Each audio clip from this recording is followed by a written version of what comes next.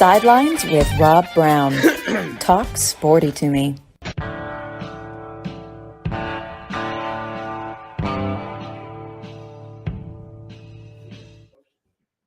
All right, Rob Browne here with you on this Saturday morning. God, it feels great out here. I'm going to get started right off the bat, man. Got a big lineup today.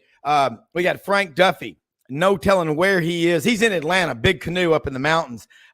We've got Chris Aiken, Web-Footed Kennels, one of our sponsors, great friend, going to join us here in the beginning, do a little dog talk for a few minutes. It feels like fall, and we're seeing ducks already down here, folks. It ain't that far from the start. John Hartwell should join us shortly. Kevin Scarbinsky, the Birmingham lead. Buddy Martin got a few minutes to join us today. Yancy Porter, Rebel Yell Hotline, he'll check in. James Shimon checks in about 15 after from the Junction in Starkville to give us a little live update from there. We got folks all over the place, but let's get started here and bring Chris Aiken on board. And Chris, I don't know, I can't see you. Looks like you're in the witness protection program here, but can you hear me? Tommy, can you hear me? All right.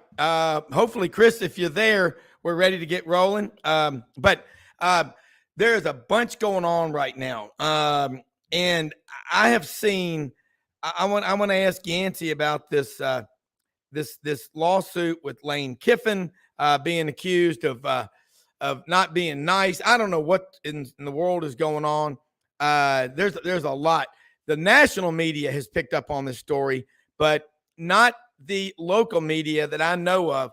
That always makes me wonder, if the local media see what they say about this story. So we'll get in with that. Look, got a bunch to cover. The Archbishop J. Peter Sarton first annual St. Paul Open coming up October 2nd. Chickasaw Country Club in Memphis with a dinner the night before. They've opened up one more extra team, okay? They've got it. Call Michael Jordan, 901-647-3014, okay? Make sure you call him. That is coming up October 2nd.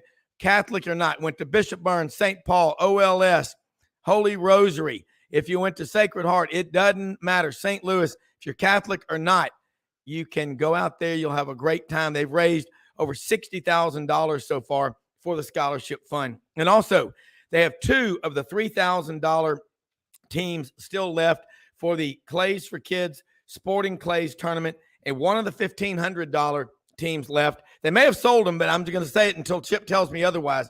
Called Chip Greer. That is coming up Friday, September 22nd at the MSSA out in Arlington. Call Chip Greer, 901-482-5680. Get on board those shooting teams. You're going to have a blast. And I will tell you this much, man. Men and women be out there, four-man shooting teams. You will get all kinds of exposure, golf carts, signage.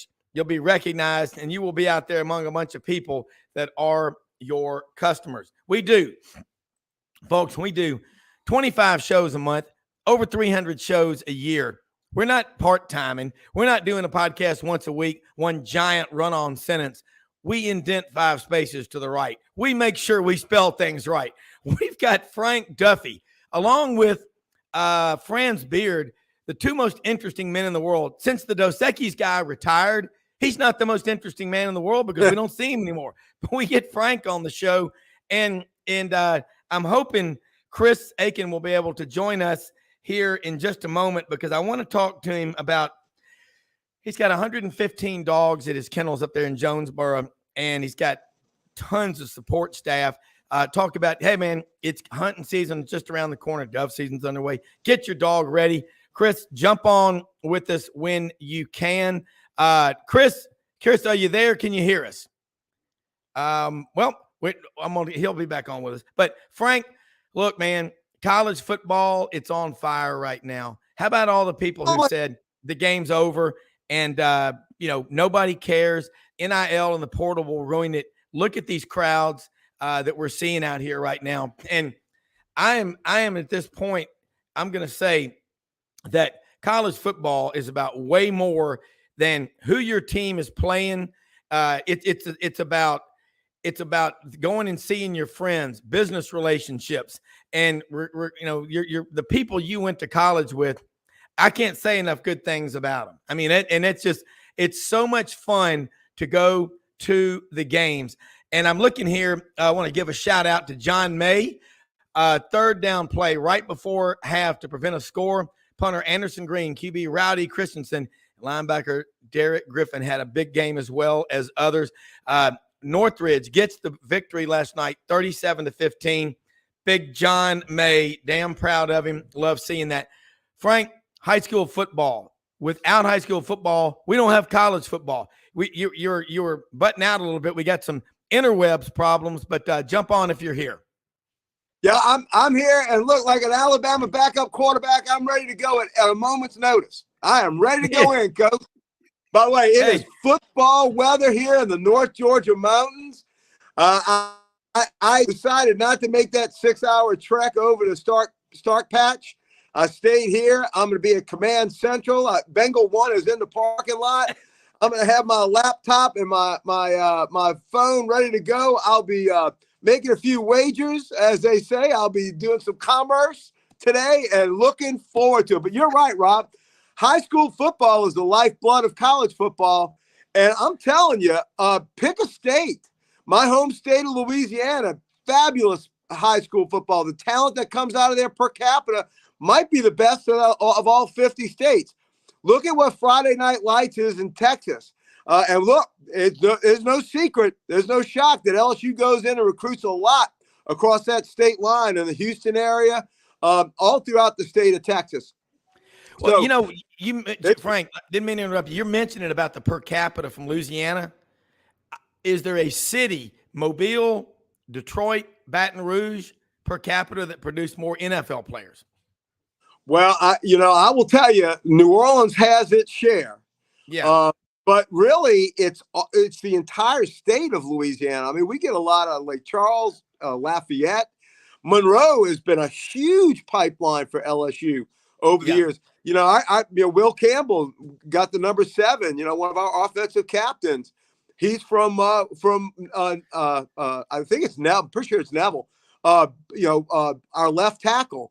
So you all over the state of Louisiana, you get incredible talent. Look at the state of Georgia. Georgia has incredible high school football talent as well. Probably rivals Louisiana or is starting to on a per capita basis. That's why so many teams come in here to Georgia, including LSU. We've gotten our last 4 long snappers from the state of Georgia, the Ferguson boys. Yeah. Well, here's something to keep in up in Georgia. Like I think Texas is number 1 with about 400 Division I players a year coming out of high school out there. Number 2 is California at about 380. Florida's right behind at about 375. Number 4 is Georgia at around 250. Number 5 is Ohio, about 160. Number 6 is the great state of Alabama, pushing around 145 or so. So that, and number 7 is Louisiana, right there behind. Because Alabama and Louisiana, population-wise, are pretty much 5.1, 5.2 million. Correct. They're very similar. Georgia, of course, has a lot more population, but it's impressive the fact that they've gotten up that high. Look, you're going to get the biggest amount of NFL players and college recruits, D1 recruits are going to come out of Texas, Florida, and California, the big 3, right? And that's the great thing about social media as well, as you know, Rob. Our programs are going into those 3 states and pulling out plums. It's not just the in-state schools that get them. Ask Florida, ask Miami about the pilfering that's come in. Florida State, Texas A&M. I mean, we went a lot of miles across the in Texas. So it is the lifeblood. And Friday Night Lights is nothing like it. I think it's one of the most Americana things that we have. Go into any small town in America.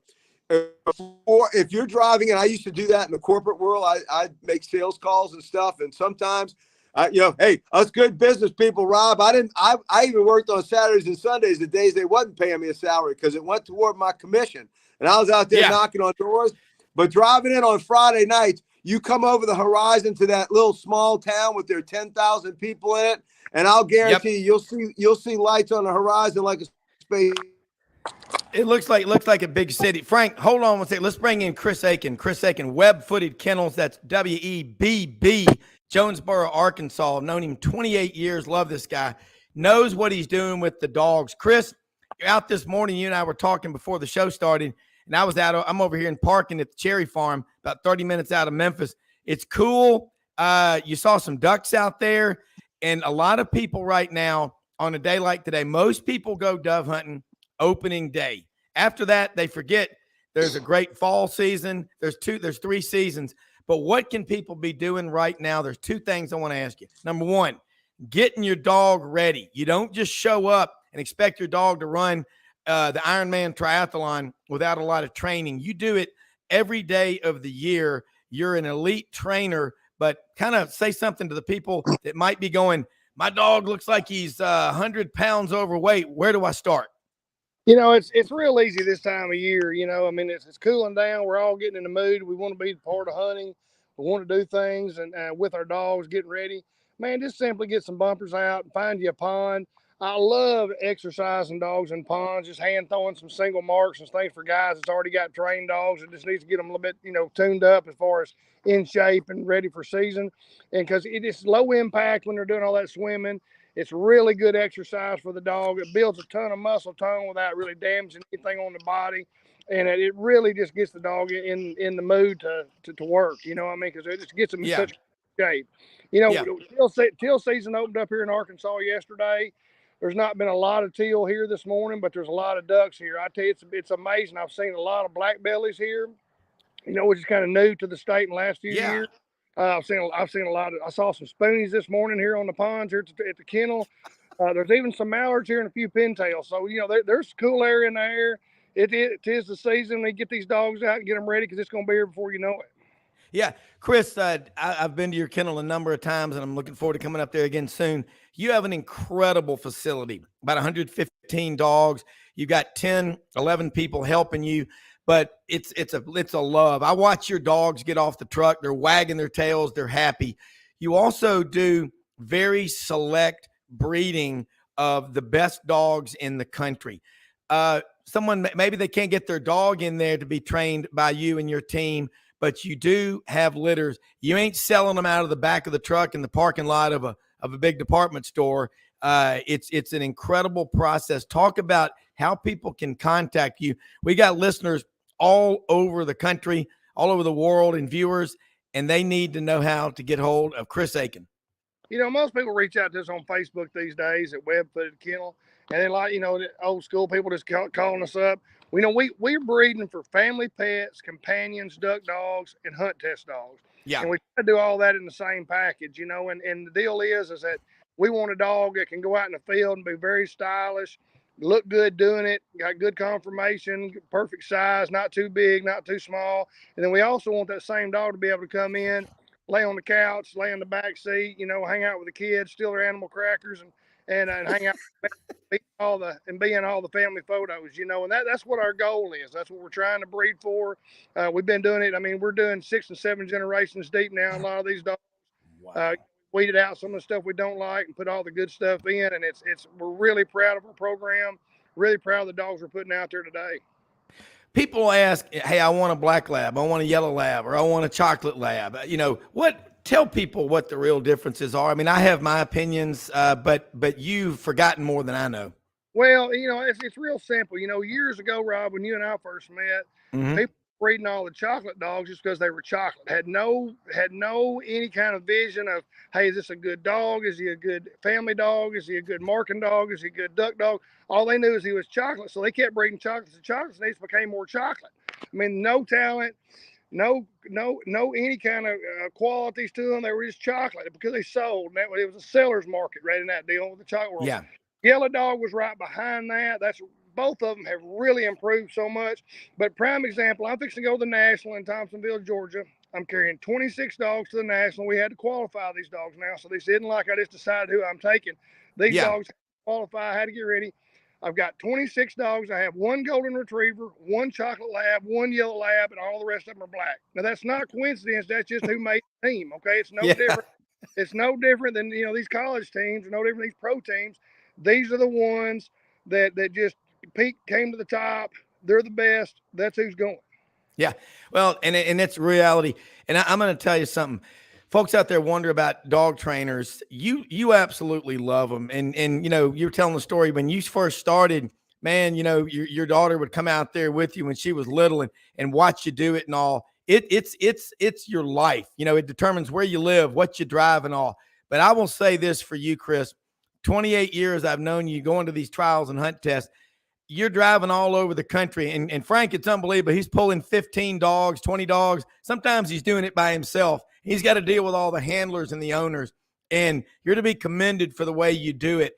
Now, get hold of you on Facebook. That's the best way to do it. Do you have any litters on the ground now that are available? Okay. Blacks and yellows right now on the ground. They're about 3.5 weeks old. Most of these puppies are sold anywhere from the time they're born to they're about 3 or 4 weeks old. So if somebody wants one, they're going to have to give us a little bit of notice. We do have several litters a year, but they sell quick. So, like I say, just need a little bit of notice so we can be sure and get hold of one. All right. So it's Web-Footed Kennels in Jonesboro, Arkansas. And the main thing is, I always tell people this, when you're going to look for a dog, you talk about going back, my God, several generations. You're going back as deep as 7 generations on these, and that is amazing. And so it's Web-Footed Kennels, Jonesboro, Arkansas. They can get hold of you. Chris, we're going to get you back on again next week if you can do it. Appreciate you joining us. The dog's getting off today. They get taking a day off, or how do they do that? We're brushing duck blinds today. We're doing stuff for ourselves today. We do all this. We love the dogs and all, but we love to duck hunt even more. So we're getting ready today for duck season. I got a team of guys today, nice and cool out here.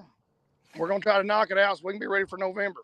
I love it, man. Chris, thanks so much. That's Chris Aiken, Web-Footed Kennel in Jonesboro, Arkansas. Appreciate it very much. See you next week. See you, boss. Take care. All right, take care. That is a lot of fun. Frank, let's get Frank Duffy back on here from Big Canoe in North Georgia. We're going to do a little something different. We're starting to get these roving correspondents since you could not be in Starkville at the junction for the LSU Mississippi State game in Starkville, Mississippi. We're going to go and bring on one of our new correspondents. Met him last year up at Hardy with the Memphis crowd. James Shimon, he is awesome. He's down there in Starkville right now. And I said, you want to join? Look, we got Mr. LSU Tiger up here, James. James Shimon, Mississippi State in the junction. Yeah, let's talk a little smack right now, WWE style. Yeah. What's the atmosphere like there in Starkville? It is college game day. It is. It's getting cranked up here, Rob. It's football's in the air. It's cool weather, a little breeze. Good defensive battle here between LSU and Mississippi State today. So, yep, I love it. Frank, jump in here. Well, I got my under ticket. I'm ready to go. I'm looking forward to a running back game. I really am. I think Mississippi State's running backs are really playing well. We've got John Emery back. You had Logan Diggs come out last week. I think Caleb Jackson is a great running back, true freshman for LSU. We go 8 deep literally in the running back room. We honestly do. And I think between the two running games, I think you're going to see an old-fashioned Mississippi State LSU ground and pound sort of game. And look, when you get there in Stark Patch, those bells are going to be ringing. They say please quiet, which I think is code for ring them damn things more. So it's going to be on today, as always these games are, man.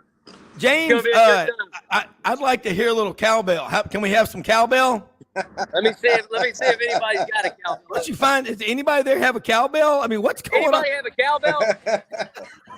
What in the wide world of sports is it going on here? Damn right. Can't seem to get our hands on one right now, boys.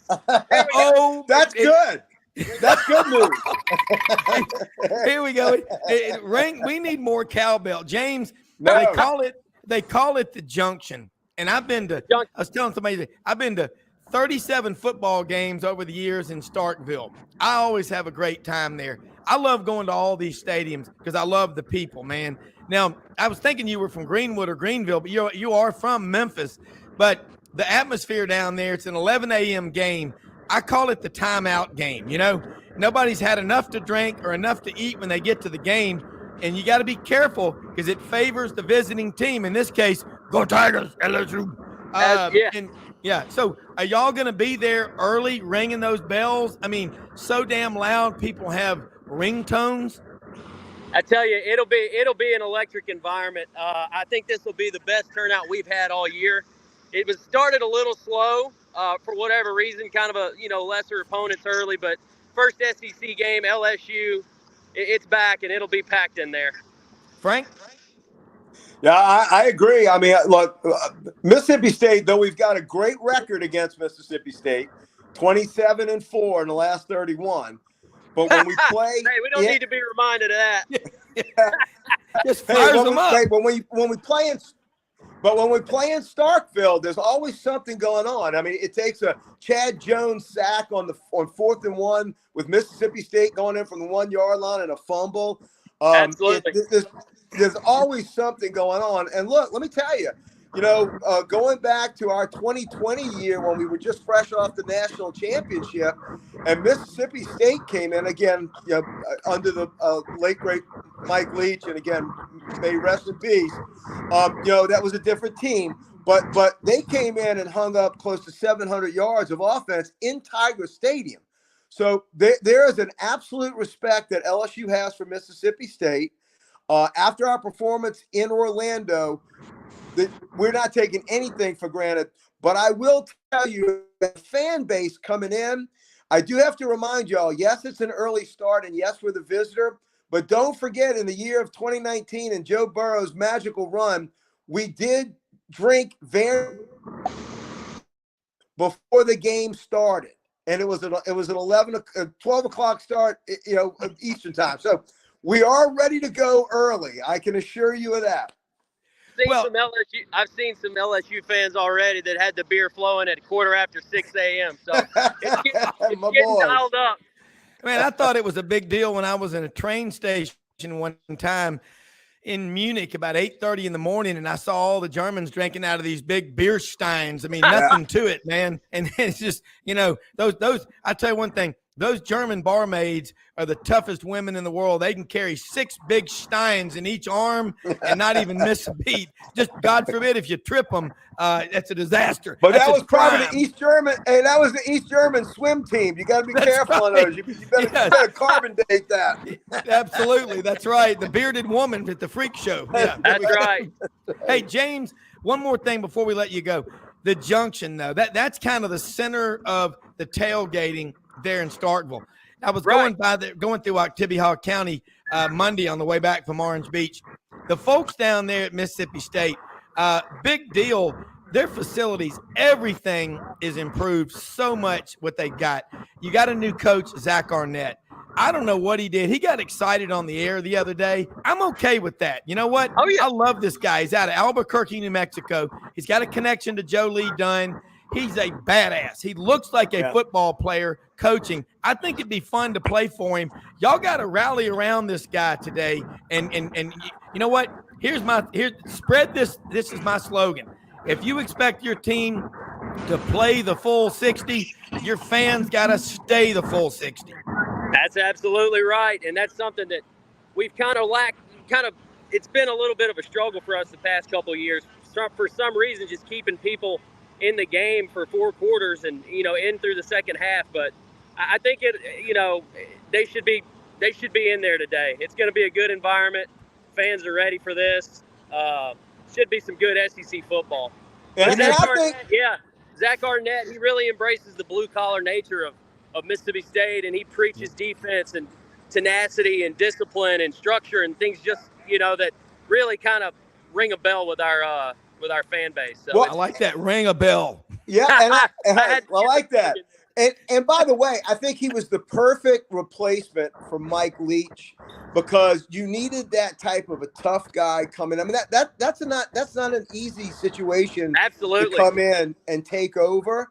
And I like his approach because the knock, and look, if there was a knock on the air raid offense, it was you didn't clamp down in the fourth quarter. Well, he's trying to change that by Sure. being defense-minded and having that offensive running game to where if you get that lead with 10 minutes to go or 5 minutes to go, you can run out that clock. And look, let's go. I mean, let's go back to the old days. I mean, that was Mississippi State football with Emory Bellard and that, Sure. that the wishbone and the wing bone. And, man, I can still see, Mississippi State, my 4 years in college, just going up and down the field on LSU. Absolutely.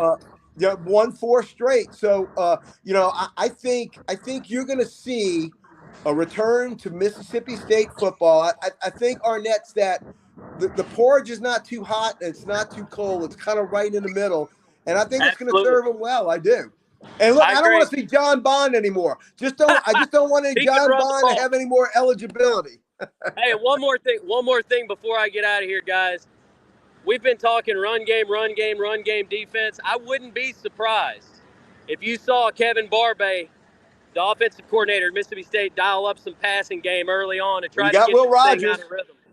You got Will. He can sling it, and he's a tough kid and he's a good kid. I mean, I love his story. Seeing the outside of what he's meant to that program.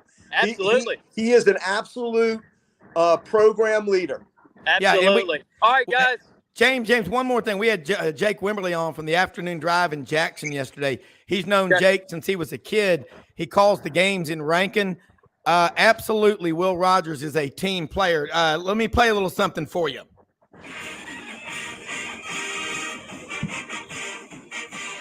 Go State! Go State!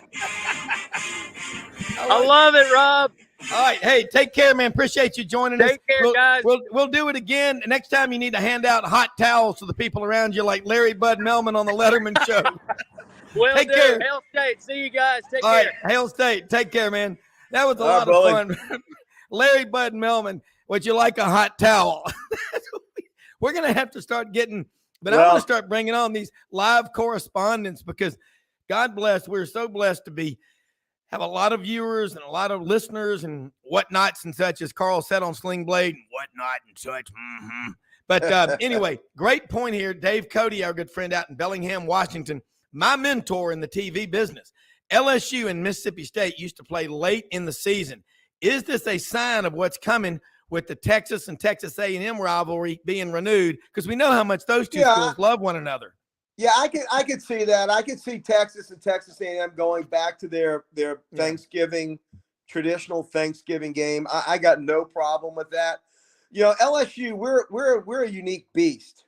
We have a lot of rivals, but no one really considers us their big rival.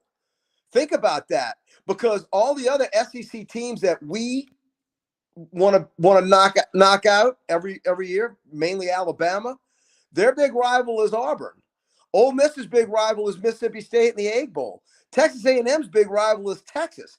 We have truly no, and that force-fed Arkansas LSU battle of the boot bullshit was just that. It was contrived. It was it was like a Biden administration directive. It was artificial insemination. It was absolutely that. So we don't really have a national rival. But like my good buddies up in Knoxville, Tennessee said one time when we were leaving Thompson Bowling Arena when Shaq was playing in the second round of the NCAA tournament one year, he goes, they come walking out of there and they go, you know what?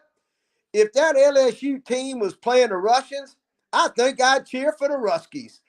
That's everybody's feeling about LSU. We're everybody's ugly stepchild, but we're not anybody's true rival. We just I think Auburn has got quite a rivalry with you.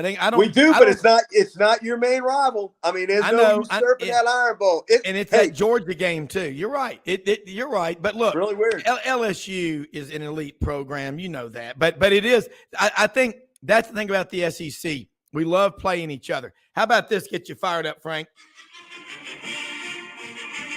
Go Tigers, baby. Hey, man, look, it's killing me. I made both the games already this year. I did the Tulane Ole Miss game at 2:30 doubleheader New Orleans time, and then I drove up to LSU to watch us play Grambling. And I will tell you, I mean, yeah, I know it's Grambling, but we did have 10 touchdowns on our first 10 possessions. So I'm thinking we maybe worked things out. It would have been nice to have had that in the game in Orlando.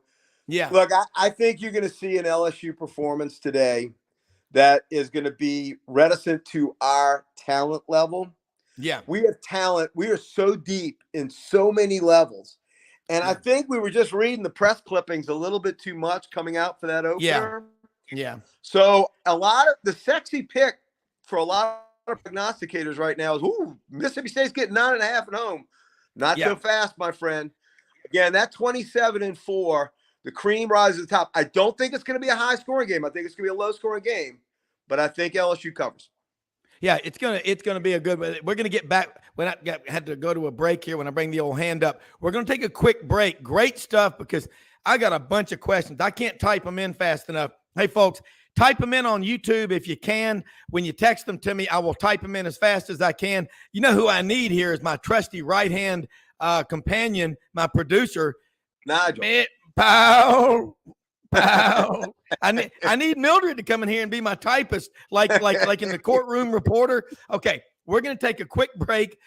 Frank Duffy is on a roll. Thank you, James Shimon, down in the Junction in Starkville, live on the scene of the LSU Mississippi State 11 o'clock a.m. Central timeout game, and Chris Aiken, web-footed kennels in Jonesboro, Arkansas. We'll be right back.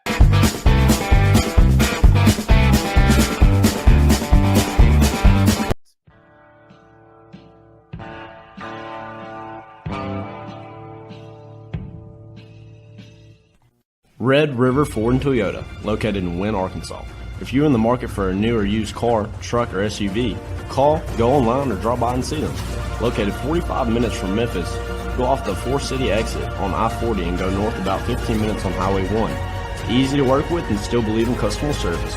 If you live out of town, they will deliver your vehicle to you. RedRiverFordToyota.com. Just see what they can do. Strengthen your seed zone this spring with quality tillage equipment from House Industries. Located in Cherry Valley, Arkansas, House Industries specializes in manufacturing superior equipment that will minimize your downtime and keep you working in the field. To ensure the highest quality control, all design, fabrication, and testing takes place in a 99,000 square foot manufacturing facility located right here in the heart of the Delta. Locate your nearest House equipment dealer online at houseindustriesinc.com. House Industries, breaking ground. Sidelines with Rob Browne. Talk sporty to me.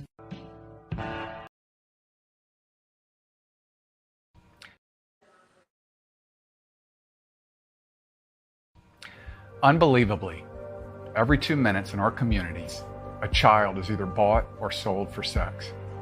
I am R.A. Dickey, board member for the Nashville Anti-Human Trafficking Coalition. Join me and millions of others in our fight against human trafficking and for its victims by helping to educate the most vulnerable among us, our middle and high school students. Go to nhtcoalition.org, become a partner, and help keep our families safe, because none of God's children are for sale.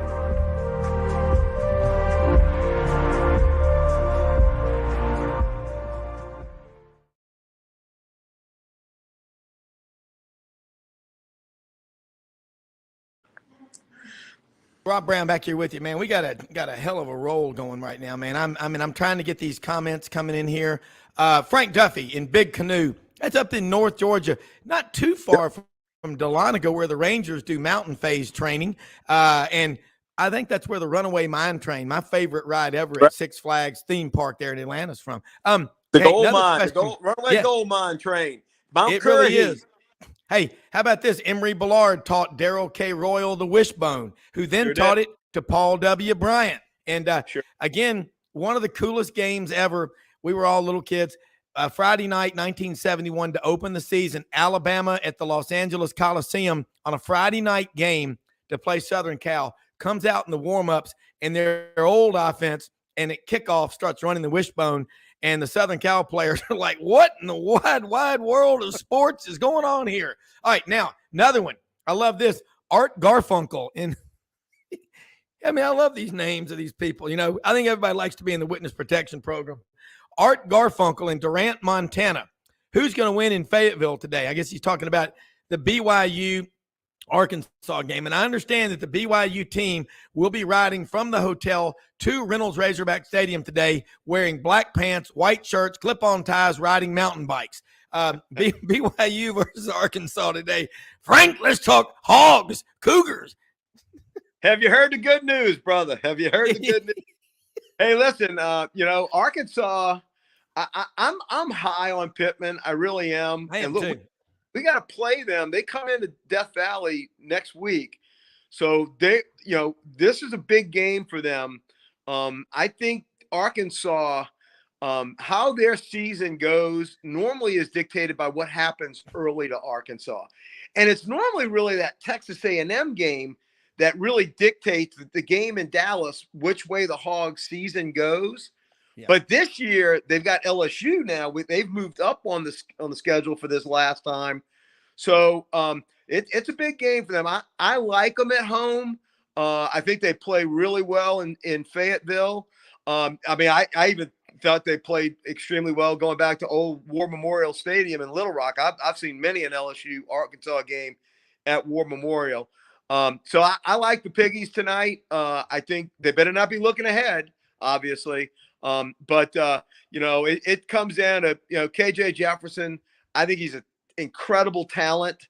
I think if they allow him to be athletic, tuck the ball and run without getting hurt, because that's what cost him 3 games last year. You got to remember, you got to get down, son. But if he's given the opportunity of motor, if he gets 50 yards of rushing and another 200 passing, I think the Pigs win this one pretty easy. Frank, a lot of games today, just kind of going down the list. Alabama, in an unusual road trip, goes to South Florida. By the way, the Bulls, University of South Florida, we had Vince Ferrara from Tampa and Allie Peak Wilbur on from Tampa yesterday. She covers the Gators. Vince covers Tennessee. They're both Tampa natives. And they got $300 million just allocated to the University of South Florida for stadium improvements. And so, hey, Rob, I came this close to applying for their public address announcer job. It came open about 2.5 months ago. And if I could have talked Rhonda into staying down in Tampa for 3.5 months, I would have gone after it. You're exactly right. And their facilities are not too far from where I lived when I was doing the Tiger games. Yeah. They made improvements down there. But I think Alabama goes in nasty. You've got a quarterback change already that normally gives a team a shot in the arm. I mean, who's the most popular man in the entire state? The backup quarterback, especially in Alabama, right? And you can still see Milroe coming in using some exotic packages as well. But I think Nick Saban and having to endure the dynasty's over talk for 7 days, they're going to go out there and they're going to blow poor, USF out in the Tampa Bay. I really do. Yeah. I think they're coming in. What I'm worried about is New Mexico. Watch out for New Mexico, keeping it very. Yeah. I think they're going to come in madder than a wet hen. Kevin Scarbinsky joins us, the Birmingham Lede, proud native son of Pottsville, Pennsylvania. And here it is. Meatloaf in Baytown, Texas says, "Hook 'em, boys." Kevin, I wouldn't be saying that around Tuscaloosa. If I were a Longhorn cow, I wouldn't go anywhere near Tuscaloosa because you may end up being processed. Dreamland. You're going to be in the Dreamland is where you're going to be. You're going to be able to spit. Yeah, but nobody eats those things. They're just steers. But, Kevin, what a game last Saturday. There's so much to talk about. So let's get your thoughts. You are a great writer, and you can take all this stuff and package it for us because right now, trying to get a handle on all the storylines and everything is, like I say, trying to take a drink of water from a fire. And as an LSU guy, I got my popcorn. I'm enjoying this show. You're not the only one, Frank. I think everyone in the SEC outside of the Crimson Nation is enjoying all the angst going on around the Alabama football program. Look, I don't even know where to start. There's so many questions. I think that's the biggest takeaway for me from that game last Saturday in Tuscaloosa is how many question marks Alabama came out of that game still not having answers to. And it wasn't just the quarterback position. Everyone's focused on that. Everyone's focused on the likely change today as the starter. They got issues at a number. No of push from the positions. defensive line. That Oh was my crazy. gosh. Maybe the most, and I don't know how to phrase, embarrassing 7 minutes and 14 seconds of the Nick Saban era that they couldn't get the ball back at the end of that game. And that with 5 minutes left, Nick Saban had to burn all of his timeouts in the hopes that they could get the ball back and score twice, which of course they could not do. That's what Alabama used to do to people. Yeah. They used to not just beat you, they would demoralize you. They were more physical. They would impart their will on you, and there wasn't much you could do about it. And for Texas to do that to them in their backyard was alarming in some ways, as was this observation. It, again, not just a quarterback. Go to every position group on the offense. Texas looked better. They looked more talented, more polished. Certainly they were more experienced in a number of these places. But in every position group, Texas had the better offensive line. Texas had the better group of wide receivers. Texas had the better running backs. Texas had the better quarterback. And Alabama still hasn't found the tight end, number 0, who ran free all evening long throughout the Alabama secondary. Give credit to Texas. Give credit to Sark. Steve Sarkisian is elite. He may be the best play caller in college football, and that was his masterpiece. That was as good a job of calling plays, creating mismatches, getting wide receivers matched up with safeties who couldn't cover them. Again, having the tight end run free all night long. Alabama never fully adjusted to that. So there are issues, far more issues than we've seen with an Alabama football team, I think, in the Nick Saban era since 2008, since they really got rolling in Saban's second season. And the first two sections are the most critical. That offensive line and that wide receiver core, for Alabama not to have the edge in that is telling. I mean, because that's one thing you always had. You always had those big 5 road graders up there, and you had these gazelles that could go over the middle, catch anything. That was my shocking part. I mean, I put quarterback aside. The offensive line and the wide receivers looked underwhelming to me. And what did we hear for the entire offseason from insiders in Tuscaloosa?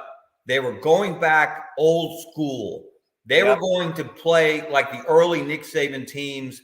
They were going to be more smash mouth. They were going to be more physical and assertive up front. Because we can remember the last few years, they've had trouble on 3rd and short, 4th and short. They haven't been able to just line up and push people 3 yards backwards and know that they could get those first downs. So they made a concerted effort to be better up front, to be more physical. And you didn't see it. You saw it from Texas. You didn't see it from Alabama. Yeah. Well, one thing, you're all right. Nobody gets to go to practice anymore. So you're relying a lot on second and third hand information. The old REO Speedwagon song, heard it from a friend who heard it from a friend. I can't sing, you know that, but Kevin can, and so can Frank. Can't doesn't mean won't, Rob. Yeah, that's right. But I can try. But I get this just impression. It's like we had Olin Buchanan, TexAgs.com. Love them. I mean, first class journalist like you, and he comes on and talks about what's going on today. And he goes, it's time, Jimbo. You got to do something. You got to produce. And I compare these programs like A&M. They got every resource in the world, but you see a lot of professional athletes get arrested for driving without insurance or driving on a suspended license. That's Texas A&M. How do you, when you've put close to $1 billion into facilities in the last decade, you have everything you want. Again, you're on a gravy train with biscuit wheels, and you screw that up. And then here it is, Rob, bring back Shula. Yeah, good. He doesn't. His comments are coming in, man. It's getting brutal. That $87 million is going to be paid, and he don't make the season. You watch. Okay. They talked about this yesterday. Ken Capps was on with us yesterday, and Bo Carter, and I believe he said even the Aggies are starting to kind of have a growing pain of going, we're going to have to pass the hat for $75 million. And Ken said, do you know how many kids this could pay for scholarships to go to Texas A&M, and they're going to blow it on making a coach go away and just not coach. That we've lost our minds. One oil well will handle that. You watch. Crude oil is $91 a barrel, by the way. He's a dead man walking. You watch. Yeah. He doesn't make the end of the year. The Jimbo Fisher contract, along with the Mel Tucker contract, and that's a whole nother story, are two of the best or worst examples, if you will, of the continuing, almost criminal financial mismanagement of The original contracts, and this was a renewal. They renewed Jimbo. Telling me? I mean, what was Ross Bjork thinking? What were their board of regents think, or board of trustees, whatever they call them out there? I'm seriously. Scarbo, we dodged both those bullets. These guys, they haven't proven themselves yet. Yeah. Scarbo, we dodged both those bullets. Yes. We wanted both of them. Woo! Holy cow. Pig Suey Razorbacks supposedly said when they told him it was time to go, and he said, "You gonna pay me $17 million to not coach anymore? What door and when? Which door do you want me to leave from?" You remember what Coach O said? $17 million. I think I'll be able to afford to buy me a hamburger. Or crawfish empanada from Rouse's. That was a lot of frozen margaritas on 38, brother. Yeah. All right, look, man. That's a lot of blue bikinis. Yeah. All right, a lot of questions coming in. Let me go back to one in the beginning. Okay, let me scroll down here. And it was from Werewolf in London. And he said, here he goes. All right, I'm going to throw it at y'all. Werewolf in London says, it's game day, boys. What are your top 3 picks? I'll start with you, Kevin. Top 3 picks today in these SEC games. Let's focus on the SEC in the South. Okay. Well, I don't know why exactly. I can't really give you tangible reasons for it, fully tangible reasons, although I think they were a better team in their opening game loss than a lot of people realized. I think people overreacted to some of the negatives that we saw, but the Florida Gators in the swamp tonight, they sold it out, and shockingly to some people, they don't sell out every game automatically. But this is, I think, the 5th sellout of the Billy Napier, his short era, his second year. I just and Graham Mertz has been better than advertised. I think he's been better than they expected. If they can match him with the running game, we know they can run the ball. We know they've got talented running backs. They're getting their starting center back. Never underestimate the importance of a quality veteran center. And that's what they have coming back. He didn't play the first 2 games. I have a feeling with Joe Milton's inconsistency, if they can create some chaos early and take an early lead and put pressure on the Vols, I have a feeling the Gators can not just cover, but I think they can get it done. That's kind of my number 1 pick for today. You mentioned it earlier, Rob, when I first came on. You were saying, or maybe it was you, Frank. Maybe both you guys were saying, I think the problem is Alabama's going to they're going to destroy South Florida. Yeah. They're going to impose their will today. But will we really know if that's the real Alabama football team? We will not, because South Florida is not the test that they're about to face starting next week with Ole Miss, when Ole Miss comes to Bryant-Denny. So I think that it's a get-well game, but it could be a bit of a mirage. So watch for that. And I don't know. I don't really have a third one, although I think here's my third pick for today. A lot of people who would otherwise not give 1 second's thought to Colorado and Colorado State are going to be watching late tonight, Pac-12 after dark. I know it's not a conference game, but half Pac-12. I think a lot of people are going to be watching to see, just for the head coaching drama that we created this week. Look, for whatever you think about Deion Sanders and the way he's done it, he has created a buzz around Colorado football that hasn't existed in a long, long time. Yeah. They look dangerous. It's must watch. When you've got a quality quarterback like Shadur Sanders, and you've got an unbelievable 2-way player in Travis Hunter with a lot of other pieces around him, they are a fun team to watch. I watched some of Colorado, Nebraska last week. I never would have watched that game normally. Yeah. But I'm going to stay up late after the other games. I'm going to be watching. Yeah. I've already had my greatest pick of the season. I had the Colorado Buffaloes on the money line against TCU in the first game. I had 6.5 to 1. I was like, I really didn't think I was going to win it. I said, but if there's smoke, there's fire. And Deion's got these talented players coming into play for him. I said, what if they start believing in themselves? And you're seeing that. I think it's a story. I mean, it's a storyline of college football so far this year. my 3 games, and by the way, Scarbo, at the Mirage, they pay off mirages. So even though if Alabama might be a mirage after this one, lay the points on this one. But my three, I like 4 touchdowns and a hook.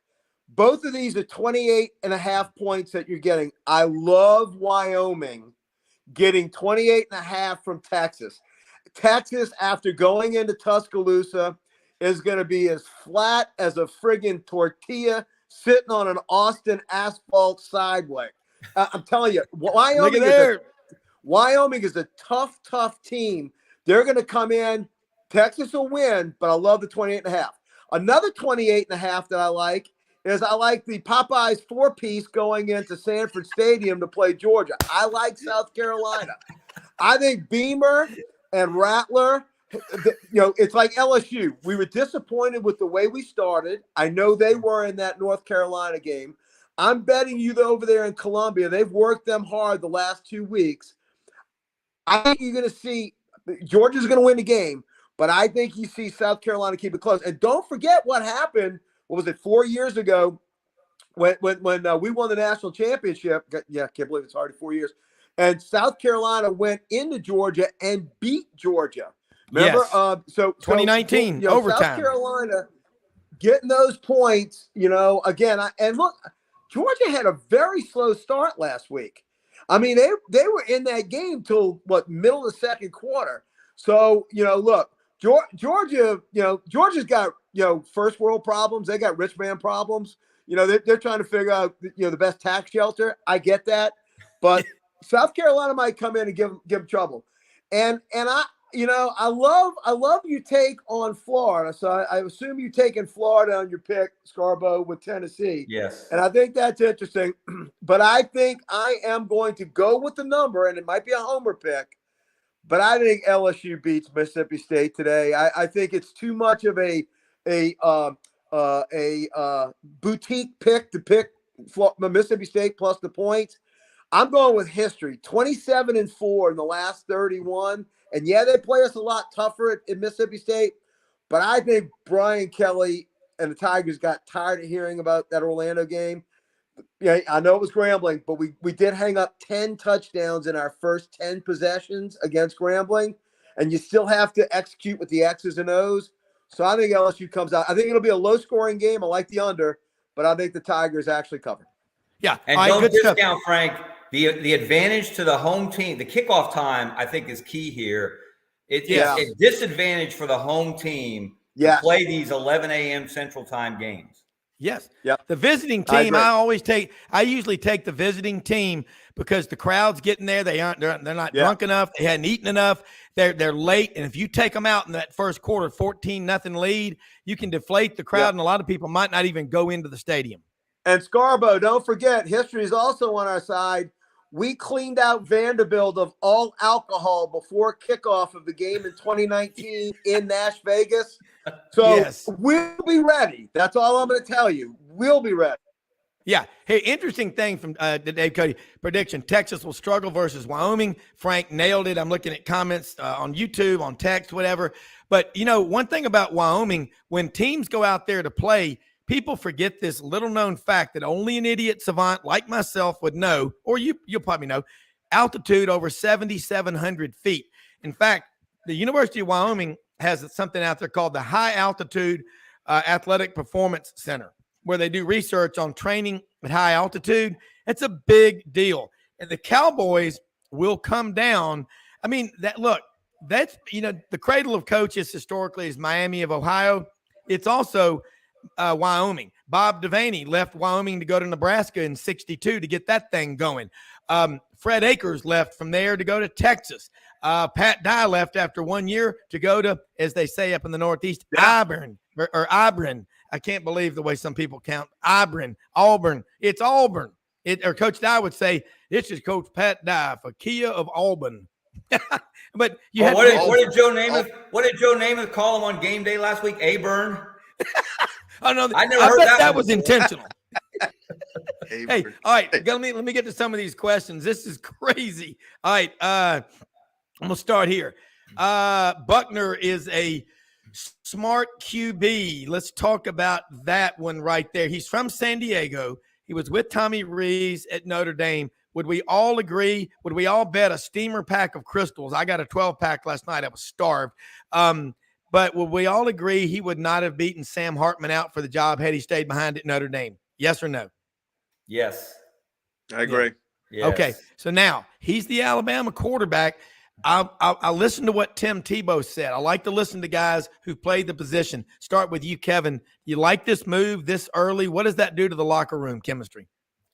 That remains to be seen. It's a dangerous move in some ways because what you want to see from a quarterback is how they react to adversity.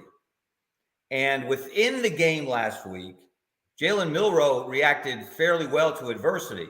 And I think that was part of the issue. I was a bit surprised they didn't make a change at some point just to try to, light a fire under the offense. But every time you thought they might pull Jalen Milroe, he made a play. Yeah. He made a play with his feet. He threw that beautiful touchdown pass to Jermaine Burton. He throws the deep ball very, very well. It's the intermediate stuff where he has issues. That's where he threw his 2 interceptions. And of course, so he bounced back pretty well from the first interception. The second interception was a killer in terms of winning the game. I don't know. I think here's what people are missing though.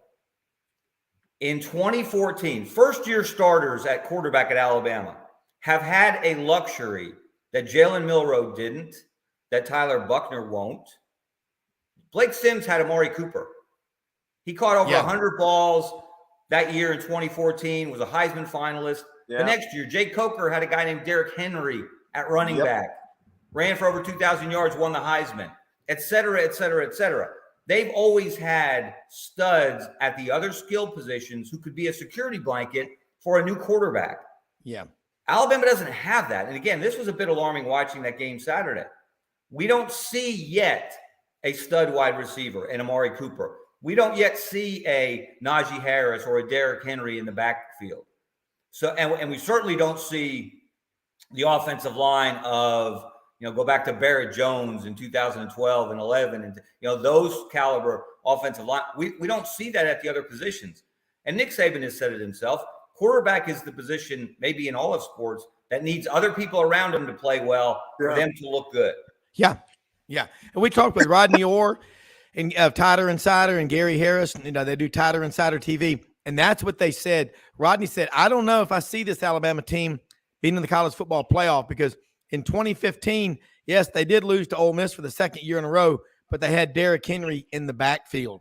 And remember in 2015, Jake Coker had come back, a St. Paul Episcopal School in Mobile, went to Florida State, backed up Jameis Winston, learned how to grab crab legs out of a store and run. And then he transferred to Alabama, and Jacob led them to a national championship in 15. So, but remember, Rob, Rob, let me jump in there. Yeah, no.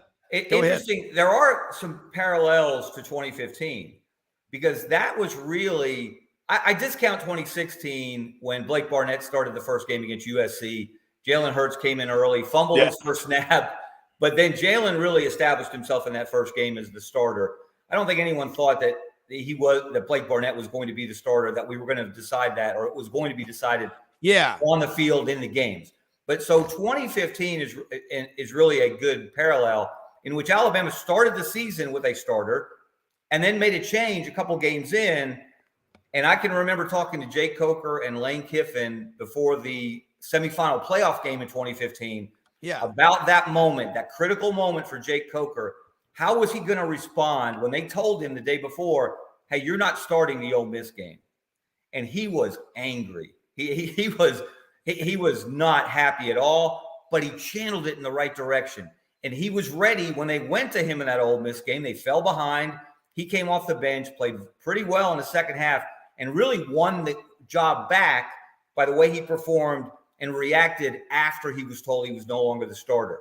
So that's going to be interesting to see how Jalen Milroe reacts. I don't think they're throwing him under the bus. I don't think they're writing him off.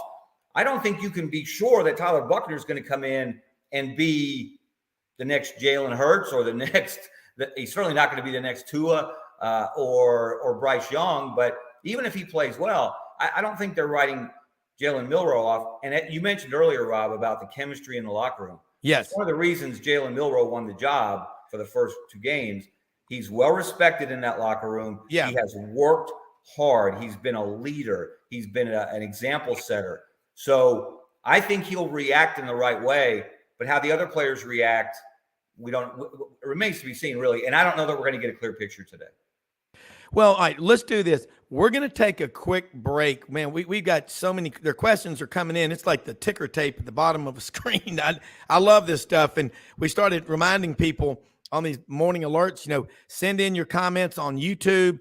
A lot of them are still, I love it. Look, they're coming in on text. I'm trying to type them as fast as we can.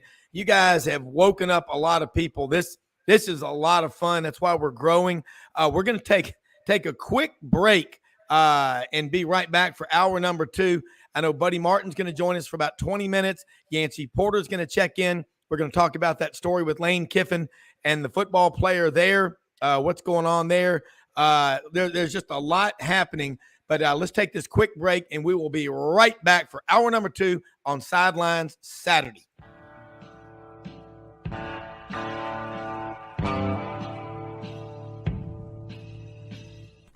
Red River Ford and Toyota, located in Wynne, Arkansas. If you're in the market for a new or used car, truck, or SUV, call, go online, or drop by and see them. Located 45 minutes from Memphis, go off the 4-city exit on I-40 and go north about 15 minutes on Highway 1. Easy to work with and still believe in customer service. If you live out of town, they will deliver your vehicle to you. RedRiverFordToyota.com. Just see what they can do. Strengthen your seed zone this spring with quality tillage equipment from House Industries. Located in Cherry Valley, Arkansas, House Industries specializes in manufacturing superior equipment that will minimize your downtime and keep you working in the field. To ensure the highest quality control, all design, fabrication, and testing takes place in a 99,000 square foot manufacturing facility located right here in the heart of the Delta. Locate your nearest House equipment dealer online at houseindustriesinc.com. House Industries, breaking ground. Sidelines with Rob Browne. Talk sporty to me.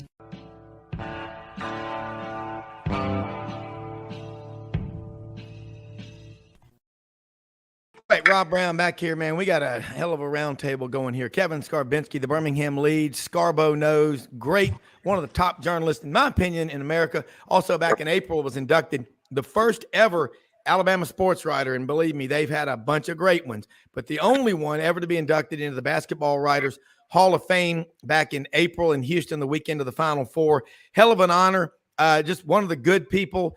CoachSafely.org. He's doing so many good things, but you need to be reading him. It's like exercising with your brain. You want to work out, go run, swim, bike, do planks, do push-ups, do all that working out every day, but you better be reading.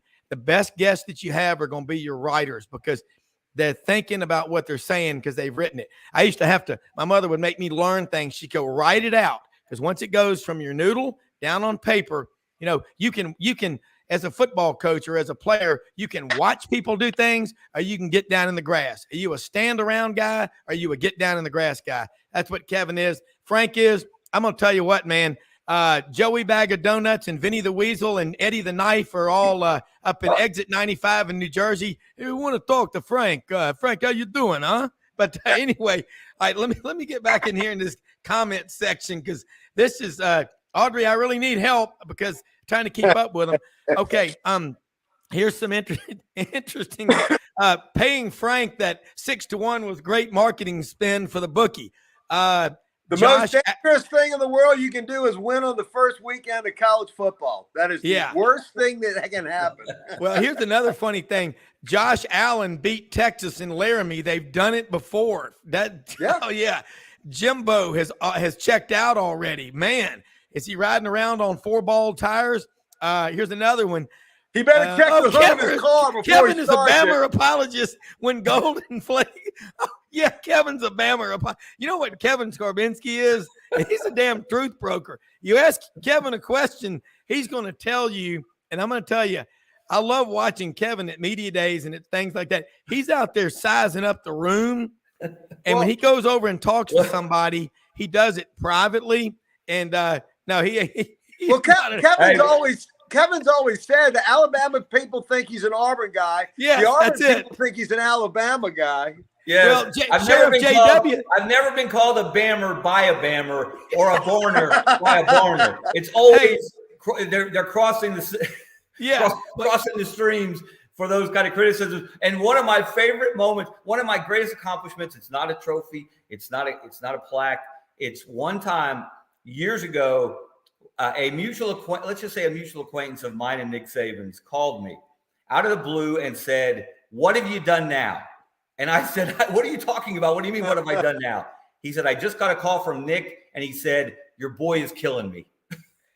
Yeah, you know what? This is wild, man.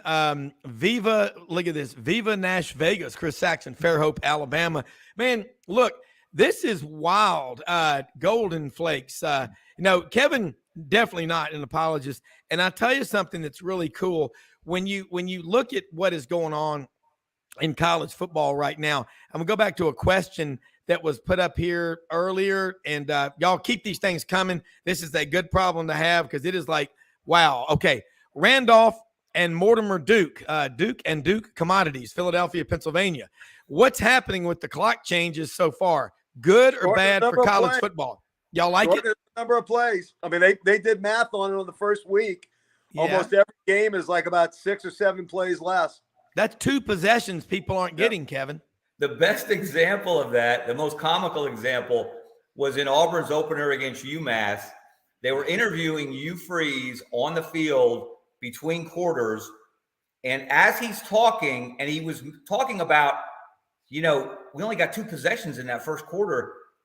Robbie Ashford was scoring a touchdown behind him on camera. So they'd resumed the game.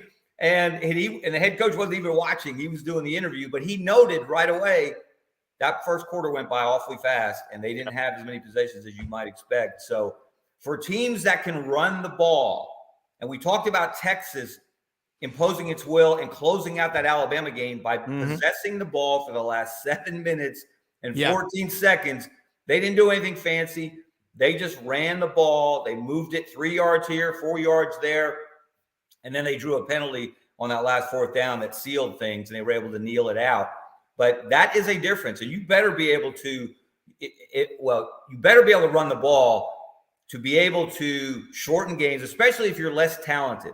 This is where it seems like Auburn may have a chance when they play guys like A&M next week in College Station. Georgia may be a bridge too far in 2 weeks, but if they can shorten games, they can get Jarquez Hunter back in the groove. The offensive line continues to improve. They use Robbie Ashford in the right way as a weapon in the running game and in short yardage in the red zone. Why they might threaten and maybe surprise some people down the road. Yeah, let me say this real quick. MBA, one of our sponsors, Nashville Anti-Human Trafficking. I love them, man. Oakley McInerney last night. MBA beat Father Ryan 24-20. And I love this. There's a picture of him on there. And high school football, I love it. Y'all send me in your pictures, any little notes about kids, your kids or your friends' kids, whatever. Love high school football. And I'll tell you, Kevin, again, what you just said, you talked to Lane Kiffin. You talk to these people before the games, after the games. You got such a depth of experience, and as does my friend Dave Cody. And man, he is just sending in some incredible content because he was in Austin for like 34 years, sports anchor at Channel 7, knows that program. And apparently Quinn Ewers had a players only meeting to try to get everybody focused. I'm going to tell you what, I'm impressed with Quinn Ewers because when he went up to Ohio State for that $1.4 million NIL deal, I was like, man, what's his deal? Yeah. He comes back to Texas and he's taking control of that locker room. This is, really, really a cool story that's happening. I got to ask, man, and I'm trying to, like I say, I'm trying to keep up. I like this, Frank. Most dangerous thing is to hit a big play like that's in the first week. You're right. And I watched a lot of football down at the beach last week. We were doing the show from there, and we'll get the lighting figured out. We've got ring lights, 2 of them. We didn't take them with us to the beach, but that was a lot of fun. I watched so much football last week. I felt like I had scoliosis on that couch. I mean, there's only so many ways to get comfortable, but we hadn't really talked about that Auburn-Cal game, Kevin. Auburn had a lot of fans go out there. I think that helped them a lot. I talked to a lot of friends that went there. But the offense, this 2-quarterback system, the last 2-quarterback system I remember that did really well was 1979. Florida State went 11-0 in the regular season, played Oklahoma in the Orange Bowl and got killed. But they had Wally Woodham and Jimmy Jordan, 2 quarterbacks. It worked well. Everybody knows when Robbie Ashford comes in what he's going to do. Is he the kind of team player like Cody Burns was? Hey, man, I'll play receiver. I'll play the slot. I'll do whatever. Do you know Robbie? Because he seems like a good kid. I mean, he's such a phenomenal competitor. 6'3", 218. I want that guy on the field every chance I get, but you got to have one quarterback. I remember listening to the Auburn Network, Jim Fife and Charlie Trotman. Charlie Trotman, former Auburn quarterback, said switching quarterbacks in and out is tough because the offensive linemen, especially in a loud stadium, which they all are, they get used to the cadence of his voice. Your thoughts on that, Kevin? Yeah, and even you, Freeze, mentioned they're going to have to do a better job of figuring out how and when they use Robbie Ashford as a complement to Peyton Thorne. Neither quarterback played very well in that game. The entire offense, they had 230 yards of offense and 4 turnovers. Yeah. It's amazing they won the game given those stats. But he's a weapon. Robbie Ashford he's a playmaker. And you got to find a way to get playmakers on the field. I liken it somewhat, even though he's a very different player, to the best example of using 2 quarterbacks effectively who had very different skill sets was 2006 at Florida with Chris Leak as the veteran starter and Tim Tebow. You know, he's the wild colt coming in as a freshman. He's got all this energy. He's a bulldozer. They used him in short yardage, but they had enough. You know, was it against LSU the jump pass? Right? Yes, that year, sitting right there in that end zone. Yeah, so they've got to have some things where Robbie can do some things in the passing game, maybe a pop pass here and there. Yeah. You know, the most famous pop pass that I can recall was Nick Marshall to Sammy Coates at the end of the 2013 Iron Bowl. Everybody remembers the kick 6 that came afterward, but that doesn't happen if they don't score a touchdown on that final drive to tie the game. And they had run the ball every play on that possession. And then it looks like another run. They throw the pop pass and they score the tying touchdown. So that how they navigate that, and they're still trying to figure it out clearly based on the Cal game, is going to be key for Auburn going forward. Here's another thing to watch for at Auburn. You guys probably didn't hear Hugh Freeze's Monday press conference. I was amazed at his honesty. He seemed torn to me about not calling plays. You know, he made the decision this year. He was not going to call plays like he did at Ole Miss, like he did at Liberty. He was going to turn that over. He hired Philip Montgomery as offensive coordinator, who has a pretty good track record as an offensive guy himself, even as a head coach at Tulsa. And you turn that over. But Hugh Freeze was fascinating, guys, to hear him. It sounded somewhat to me like Gus Malzahn 2.0. Remember, how many times did Gus go back and forth? He was going to call plays. He was going to do it his way. Yep. No, he's going to turn. No, I'm retiring my clipboard. I'm turning it over to pick one, Rhett Lashley, Chip Lindsey, et cetera, et cetera. And Gus, after the first couple of years when he was on point as a play caller, seemed to lose confidence. There was obviously pressure from within the Auburn family to do this, to not do that. And Gus never really drew a line in the sand and said, look, this is what I do best. I'm going to do what I do best. Yeah. Hugh Freeze, he sounded like someone having second thoughts about the decision we make. I'm anxious to see, does he decide at some point to take that over during the season? And the funniest moment, he didn't intend it that way, during that press conference, he said he called 3 plays during the Cal game. And by the way, one of them just happened to be the go-ahead touchdown pass, the fade, the revolver Fairweather in the end zone. You know, I'm not taking any credit, but I just happened to call that play. Well, look, we were joking about Texas A&M and how long Jimbo lasts. Wait till that comes up with him, and you know, that's a powder keg just waiting to happen. Yeah. It's going to be fascinating to see out there.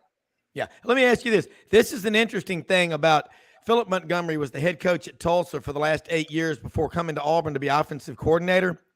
The last 5 seasons at Tulsa in 2018 was 3-9, 2019 4-8, 2020 6-3 in a shortened season, 21 7-6, and 22 5-7. I don't know what their qualified him, but Hugh Freeze likes him. But Chip Kelly, Nick Saban, those kind of coaches as head coaches, their identity is offense or defense or whatever. I think you got to, Gus would say we're going to get butter, Butter, and he would, say I'm going to hand it over. He couldn't do it. But here's a picture, by the way, of the pop pass to Sammy Coates. This is my son Wilson on the field with Sammy at the end of the game. And he also high-fived Ladarius Owens out of Jackson Olin in Birmingham when he was on the blocking team for Chris Davis on the kick six. And we still have the Under Armour glove from Ladarius Owens. So that's it's good. It's good thing he has physical evidence of being there, because at least 500,000 people in the state of Alabama claim they were there. Yes. And look, I got to tell you, the entire state of Louisiana claims we were there too. So just let you know. Yeah. Well, like Kevin, 3.7 million people claimed to have been at Bama Punt in 1972. Correct. You know what I want to do? I want to start a thing called the greatest games never on TV. And I'd have to say 17-16 would be there.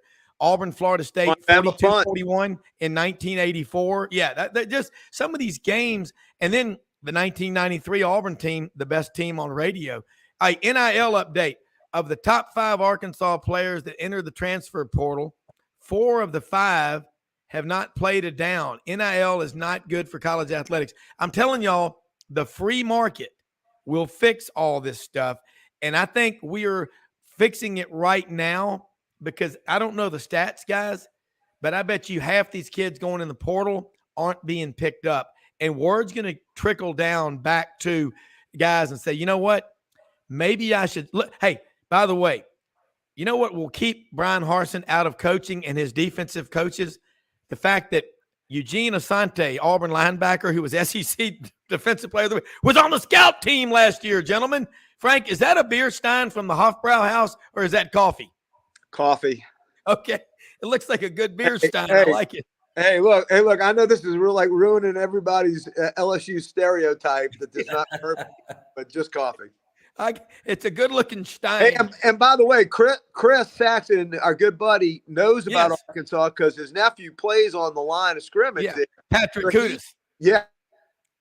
It's fun watching the game with someone who's got a family member on the field, because they're every single play. He's like, you need to get the full 22 screen. All right, let's bring in proud native Wilton, Buddy Martin. Look at him down there in the studio, man. There you go. Watch the Buddy Martin show this week with his son Brendan, by the way. Folks, if you I've never talked to anybody in my life that knows more about IT, social media, YouTube, and all that stuff. Buddy, unbelievable job. And Allie Peak Wilbur was on the show yesterday with us from Tampa. Man, she's great. I love Allie. I love her. You just got a synergy. You're a launching pad down there, what you're doing on the Buddy Martin show. Love it being on YouTube. Folks, check it out Monday through Thursday nights. It's awesome. I'm just shocked Buddy didn't go with the Gator blue and he went with the orange this weekend. Wait. Let me correct you. I have some big news for you. I mean, really big news. Okay.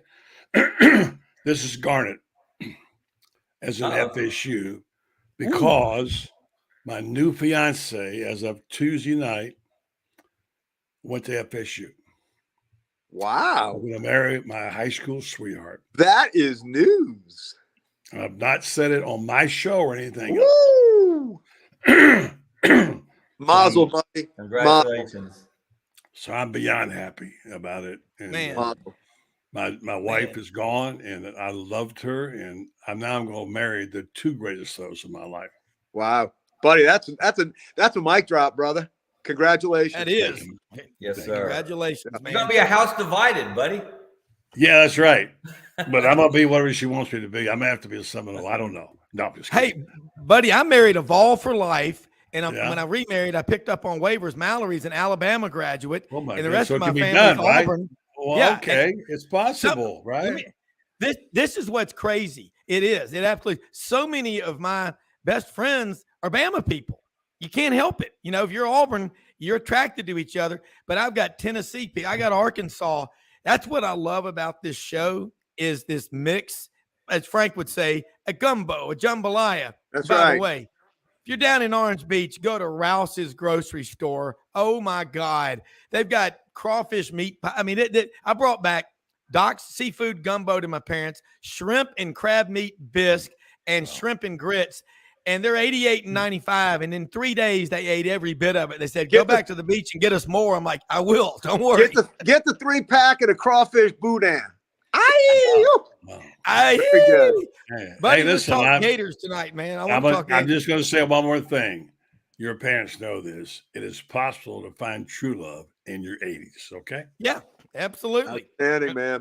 They Congratulations, stayed up watching the Auburn Cal game the other night. They said, man, my mom usually has to be in a padded room when she watches Auburn play. She gets a little bit fired up. That's where I get it from. Buddy, we got a big one tonight. Yeah, we do. Congratulations. Allie talked about getting the Swamp Monkey off Tennessee's back. Yeah. But since 1953, they've only won down there 5 times. Yeah, it's amazing. I had Urban on yesterday. He did our Best Fridays in Football on a YouTube show, produced by Brendan Martin. He was amazing talking about it. He is. I mean, wow. 16-2 against your rivals? Are you kidding me? Unbelievable. I mean, all these things you think, well, you know, Florida's pretty good. But there was a day when they dominated. They were 1 game away from winning it 3 out of 4 years. And what he did now, looking back at how he won these games, incredible what he did there. And so no wonder people think, well, maybe Urban Meyer's not too bad after all. There's 2 national championships and the trophy room. So anyway, I bet this show is really good. He really gets down to it. He will never criticize, but he'll talk about, he had a wonderful comment about it's hard for a coach to be a head coach, the play caller, the quarterback coach, etc. He was he was actually a special teams coach as a head coach, you know, and yet Florida doesn't have a special teams coach. I don't know. So anyway, yeah, he was really good. It's called Best Fridays in Football because he used to have that name for his team. When they went to a hotel, they had all this great food brought in, movies, stuff. They call it the Best Fridays in Football. So we're doing it. So anyway, yeah, Tennessee is. He points out this is the game of Billy Napier's life. Yes, it is. It absolutely is. It's a pivotal game. Yeah, and Kevin, you know, you've got Gator blood. You got 2 sons down there at Florida. I like Allie Peak Wilbur, the Swamp Monkey, Tennessee. 5 wins in 70 years. Do the math. I'm pretty good with Gazendas. So is Frank, and so is Buddy, and so are you. That's 1 every 14.6 years. I know they hadn't played there every year, but since 1992, every other year. But that's a tough place to play. It is. You think Death Valley is where dreams go to die? The Swamp is equally. It will be lit up tonight. Lit up tonight. This game has been played at 3:30. Now, for the first time, this crowd is going to go crazy tonight. It's going to be like the old Swamp.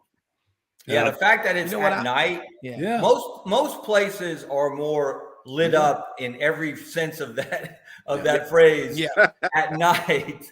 LSU's known that. LSU learned that a long time ago. LSU lights it up a different way. Yes. The George use. A different version of that. Yeah, what that phrase means. But I still remember, though, 2001, my older son, Kaiser, his first game as a Florida student in the Swamp was the Alabama game.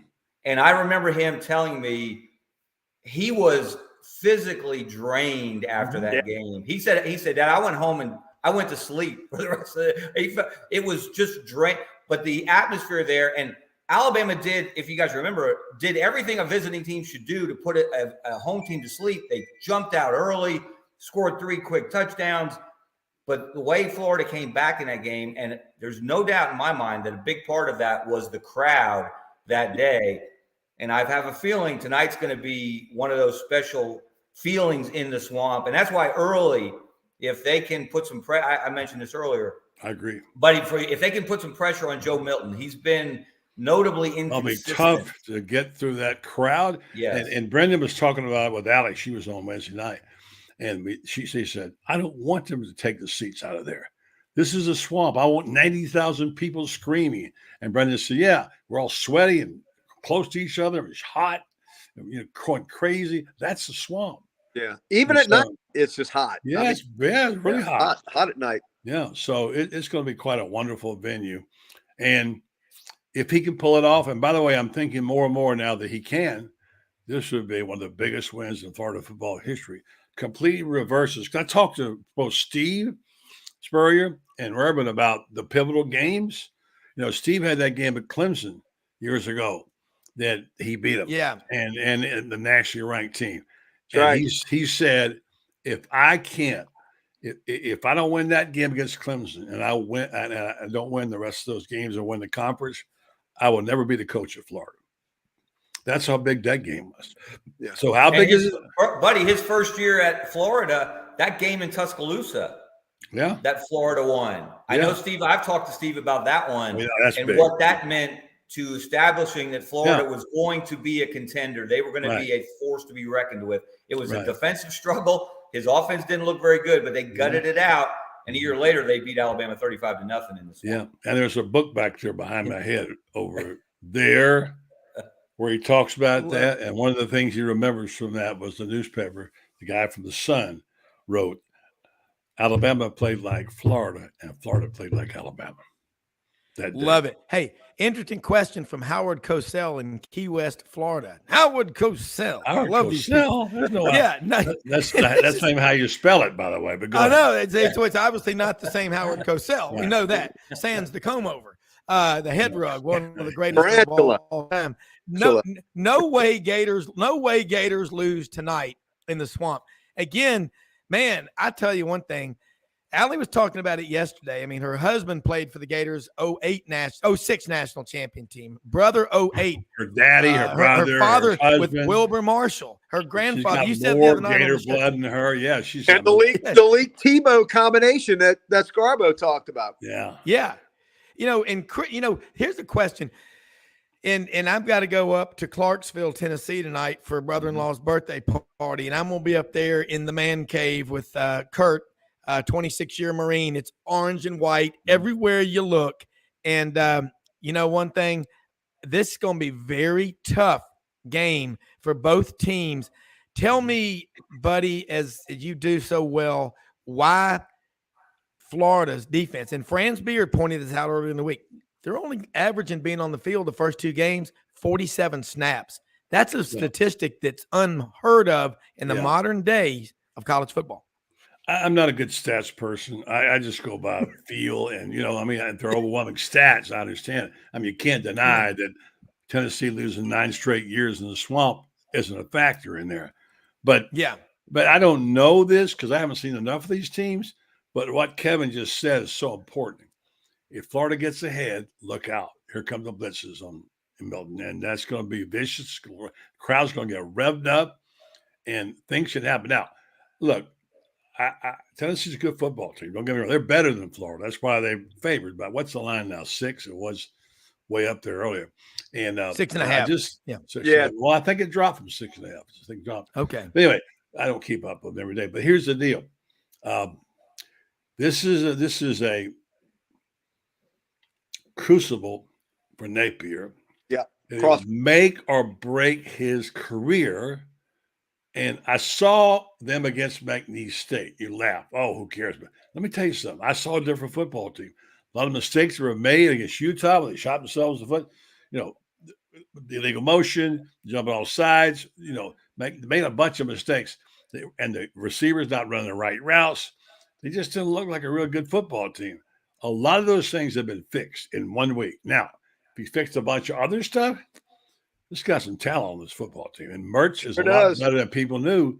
Look for Mertz to makes a lot of completions. And 3 freshman wide receivers are great, man. They are something to watch. You've only seen Trey Wilson. You go to see Aiden Mizell, and these guys can get it. They can go.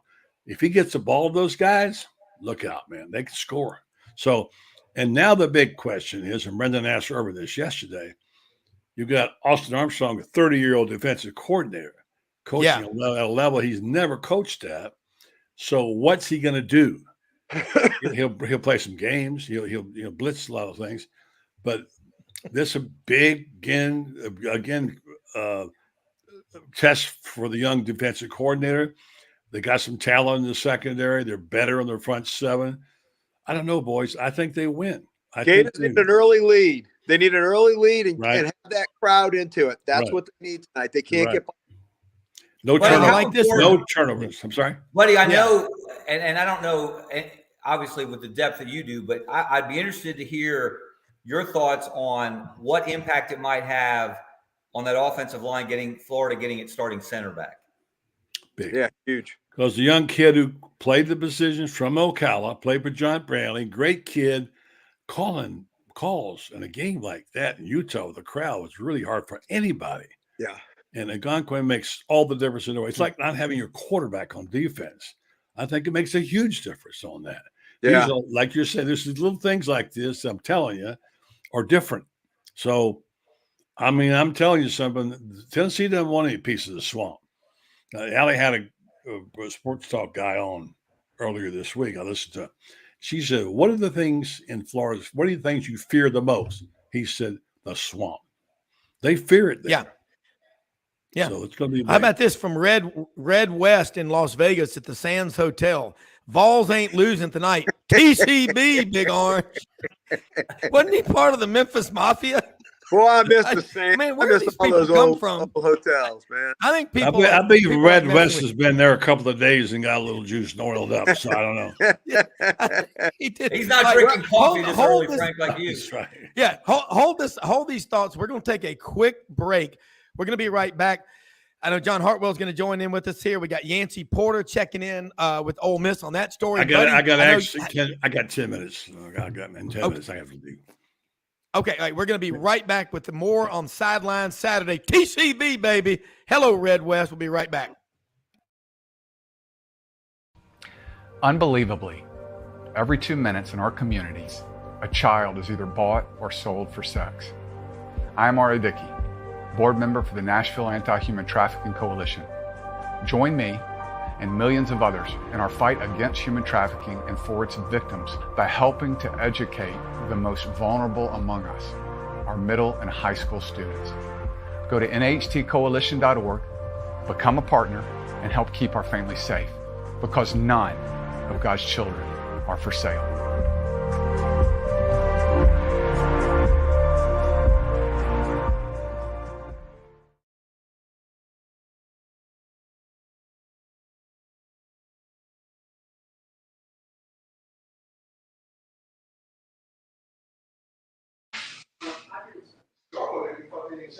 Wow, here we are.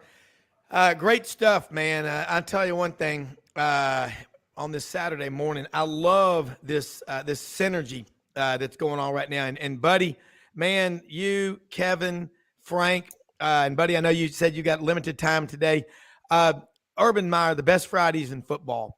Love how you get on there, and I love your show Monday through Thursday nights. And again, Brendan, your son is a trip. Y'all got to watch him on this show. I mean, he is directing. He's like an air traffic controller. He's smart. I didn't realize what a background he had, Buddy, in TV with ESPN, CBS. Your show, and again, you and I both are live on YouTube and all these other platforms. That's what makes it so much fun. And then having John Hartwell looks like he's down on 30A right now, just hanging out. But I mean, this is Saturday morning. We're getting the band back together. But John's stressing out. I can tell. I look at that. Hey guys, I'm actually sitting here on the shores of Lake Conroe. We are actually stayed here in Conroe, playing at College Station this afternoon. Oh yeah. Paying a little homage to the late Jimmy Buffett, staying at the Margaritaville Resort here. There you go. Man. We did a toast to him at the Floribama last weekend. We were down there at Orange Beach, and He's still there. I mean, good God, what a legend, man. I know, buddy, you got just a few minutes before, and we're going to get in. We got a bunch of stuff we're going to cover. Getting a lot of questions. One other one about the swamp magic, the swamp monkey, as Allie calls it for Tennessee. Give me your reasons why Florida wins and how that defense doesn't have to stay on the field so long, can be such a big factor. And also the running game for Florida is way underrated. Yeah, I agree with all that. I'm not going to go flat and say they're going to win the game. I got a good feeling about it. I believe that they will. I don't know if I'd bet my house on it. There's something about this game that sets up really good. All the moon and stars are right here. Yeah. And the people involved, there's so many storylines, your players, the young coaches, a guy fighting for his life, believe it or not, in his second season. Because if he loses this game, the Wolves are at the door, man. I'm telling you, it's wrong, but that's how it is today. So it's so much riding on this right now. It has become a big game. For one thing, there ain't many other good games on TV, right? So they'll have a lot of attention. And if he pulls this off, which I think he will, again, as Kevin, I was saying, turnovers will matter a lot.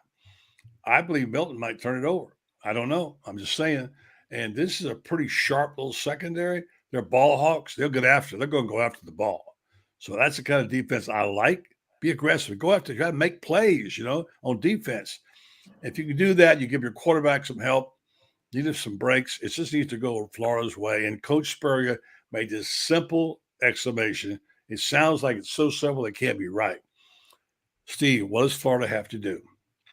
Well, they got to play and coach better than the other team. Yeah. That's kind of it, isn't it? I mean, when Spurrier says it sounds great, ingenious, but that's what it is. Well, buddy, since he's 60 minutes away from a potential loss, can you paint the picture of what Gainesville would be like if Tennessee does come in and beat the Gators in the swamp? What do you see that feel being? A lot of unhappiness and angst, but they will not fire Napier. And one of the scenarios that Feinbaum put out there was if Napier doesn't win, people are going to start talking about Coach Prime in Florida. Now, that would be a lethal combination. Holy mackerel. But I don't think it's going to happen. I think it would take a lot for them to fire Billy Napier. But if he did say, I'm interested, game on. Oh, my gosh. Well, you're wearing garnet, so anything's possible. Well, it's for my new sweetheart, my new love of my life. So one-time thing only. One-time thing only. Yeah. Prime time in orange and blue, that might be too much to handle. That might be too much to handle. That's right, exactly. So it's exciting. I'm glad to have some excitement now instead of talking about NIL problems and transfer portals and all this crap, They almost ruined college football. But when they take the field in the swamp tonight, it's on, man. It's going to be on. Football, Buddy, listen, great stuff having you on here. Real quick, tell people how they can keep up with you, all your great work and your show Monday through Thursday nights. It's must-watch TV because you're drilling down, as Brendan says, on the local teams, and that's what we love doing. Well, and we're now 5 days, and sometimes 6, so we do a little pop-up show. But the Urban Meyer Press Fries and Football show, which I love doing with Urban. I mean, it's a sit-down. It's not like a 10-minute hit. It's a 30-minute sit-down, digging deep. And you get a chance to talk to one of the great coaches. I like hearing that myself, so I know people would like it. So we're on 9 p.m. excuse me, on YouTube. Brendan's hosting more. Man, he's doing more hosting, which I want him to do. Yeah. To recognize he knows his way around the microphone, believe me. So we got great people. We have Allie on every Wednesday night, Franz Beard, Shane Matthews almost on Mondays. We have Ben Troop on Thursdays, and we have Orange Blue Blood Thursday. It's a lot of fun show. I know not everybody will like it if they're not Gator fans, but I'm proud of the work we're doing. I love these guys I'm working with, so I appreciate you asking about it. And if you really want to read about it, go to GatorBaitMedia.com and sign up. Let me tell you this. I don't care if you're a Gator or not. Y'all make people want to pull for the Gators because you're good people. And you do a great job. I love what you do. And, buddy, look forward to having you back on next week. And Just going to be a fun game tonight, and GatorBaitMedia.com will have all the coverage and everything. And congratulations on your big announcement. We're proud of you and happy for you. And I know this is something that you will never ever forget. I love it. Absolutely, been a great God has blessed me in an amazing way. So, thank you guys, appreciate it. All right, take care, man. Have fun down there in the swamp, Buddy Martin. Man, I tell you what, he is one of my favorites, and he has added a lot of credibility, just as Kevin has, as John has, as Frank. And Frank, you and I, especially you're just a natural talent. And Buddy Martin introduced me. Billy Roberts introduced me to you. Billy was on with us yesterday. He's got so many Zoom calls with Oracle every morning. It's hard to get him on. John Hartwell, you got the Jaws shirt on. You're out there. ULM is playing Texas A&M today. Beat them up really bad because the Auburn Tigers, as they say up in the Northeast, someone teach these people how to say it. It's Auburn, as Coach Dye would say. But that atmosphere out there right now, you got third-year coach Terry Bowden and the ULM Warhawks out there, and you're at the hotel. You got a night game tonight, correct? 3 o'clock. Oh, 3 o'clock. Okay. 3 o'clock on SEC Network. Yeah, we're looking forward to it. Obviously, 2-0, a little momentum, and it's as you get into the middle stages of the season, you look at other games, and all of a sudden our win against Army in week 1 was pretty good. Army went to San Antonio and beat SA last night, who had beat Baylor. So we'll see. We're down to QB2. Our starter got hurt last week against Lamar, and we'll be out for a few weeks. So, but next man up, and it'll be a great atmosphere in Kyle Field, and looking forward to the opportunity. And I think our guys will play well. It'll be interesting to see. Obviously, the last week after the loss to Miami, folks are out there wondering, say, hey, is there dissension in the ranks? Is the whole Jimbo, Bobby Petrino mix going to work? So we'll see firsthand today, but we'll go in there and play hard, I know, and see what happens. John, like that nose art from that fighter plane, looks like the P-51 Mustang nose art. Yeah. Okay, let me tell you something. Just like that baby used to fire up, the Petrino gasoline is about to hit that engine, and hopefully y'all will be the recipient of all the meltdown that could possibly happen between Jimbo and Bobby. Dude, it's going to be much watch TV. So hopefully you guys will, be somewhat of a recipient of it today, because it's coming. It's only a matter of time. I appreciate the knowledge and the shout out there, Frank. Yeah, that is actually from the nose piece of the P-40s, General Chenault, and we've taken that on as part of the Warhawk mantra. So, love it. Excited. Hey, you know what? Hey, let me say something, John and Kevin and Frank. This is a very good point brought in. Wesley Duncan, Fort Lauderdale, Florida. Pretty cool tonight. No one's talking about it, but I think we all know Terry Bowden versus Jimbo Fisher. Terry coached him at Salem College up near Roanoke, Virginia, where my sister and brother-in-law and everybody live, and then brings him to Samford and then goes to Auburn. And I think Jimbo, look, say what you want about Jimbo. This is my take on him. As an Auburn fan, in the interest of full disclosure, and I'm going to be fair on the air always, what they did in 1993, and Kevin, you were there, that first 2 years, 21-1, with the news August 15th, 1993, down on the practice field, Auburn was getting a 2-year probation. Auburn could have slipped into an abyss of irrelevance, and Terry Bowden has earned his place in immortality for Auburn, for that coaching staff, what they did to keep Auburn relevant for 2 years. The first year, 11-0, 11-0, Jim Fife out of Paintsville, Kentucky, I might add. But that storyline is cool. So I don't know Jimbo Fisher. I talked to him, and I told him I was sorry about, Terry Price passing away when I saw him at Media Days. And I know people that know Jimbo, and they love him. But I don't know him. Y'all are so far ahead of Frank and me in terms of knowing him. But Kevin, what about that storyline? That's a cool story. And I don't wish bad on anybody. The day I go to Mass and the priest says, go after people and attack them and rip them, I ain't going back to Mass. So I go to Mass. Well, first of all, never doubt that Terry Bowden can coach ball. Yeah. Never doubt that he can get a team up for a big game and rise to the occasion. You mentioned it, Rob, 93, beating Steve Spurrier and the Gators in 93. Beating Alabama, coming off a national championship in 93 to complete that 11-0 season. And as you said, they were not able, because of probation, to go to the SEC championship game. They beat both of the teams that played in the championship game in Alabama and Florida. And they finished, I think, number 4 in the AP poll. But Terry can put together a game plan, and he can make a team, lift a team in a game like this. Everybody talks about Jimbo as a Nick Saban disciple. He's much more of a Bowden. The Bowden influence, I think, has been heavier on Jimbo than the Saban influence.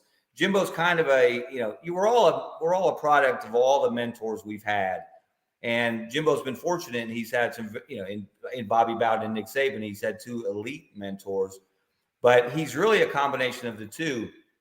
Learned a lot of discipline and organization from Nick at LSU.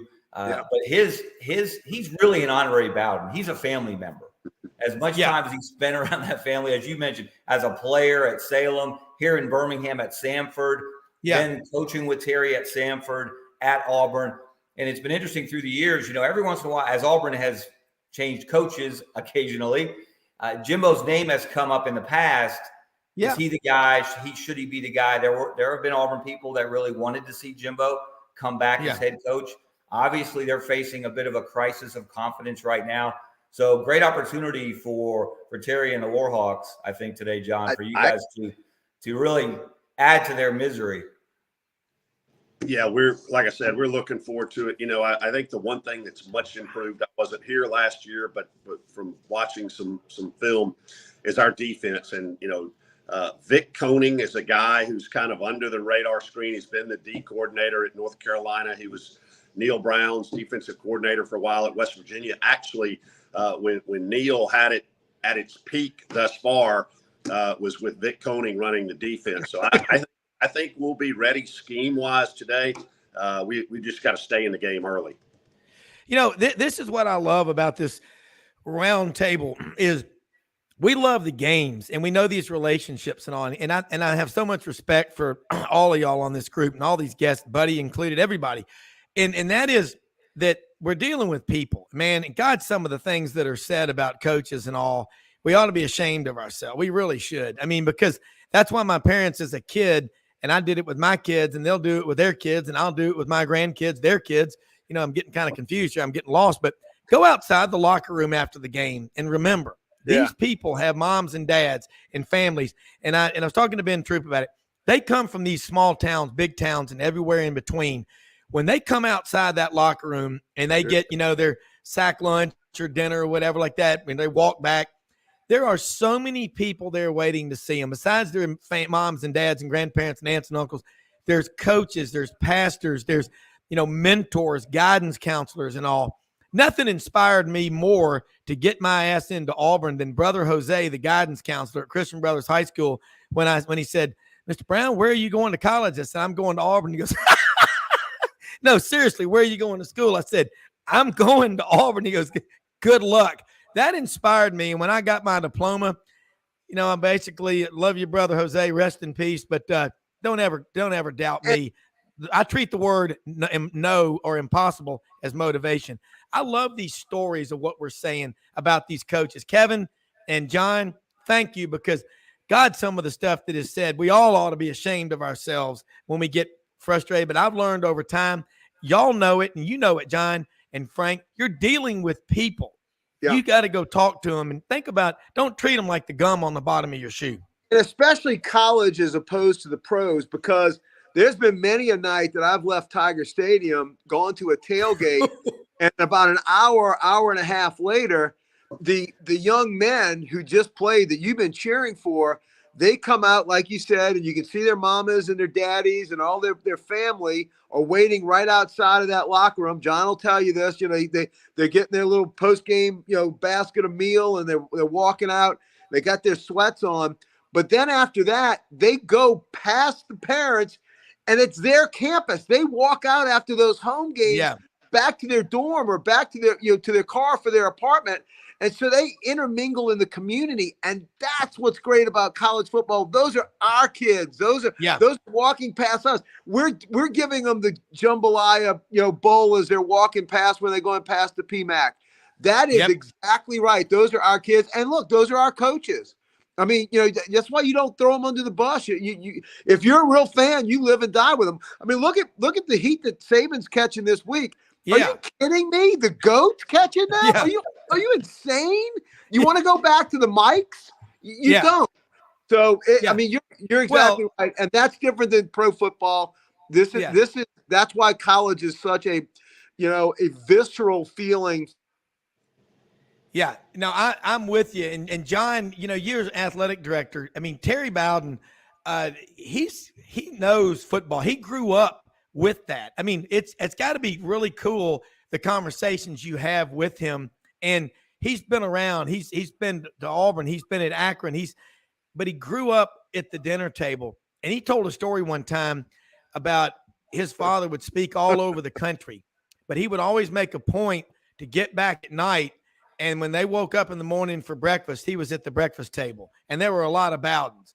And he told a story about his father would, why they had so many kids. And he said, my dad said, him and his mother, Miss Ann, would be there. And she'd say, are we going to bed or what? And he'd say, what? And he goes, that's why we got 5 or 6 kids or whatever, but whatnots and such. But John, along the line of what Kevin said, y'all are around these people and shed some light on, what it's like on game day. You're out in College Station. Kevin, jump in right after that. But by the way, Brent West, Red's son, went to CBHS in my class. Holy cow. I did not know that.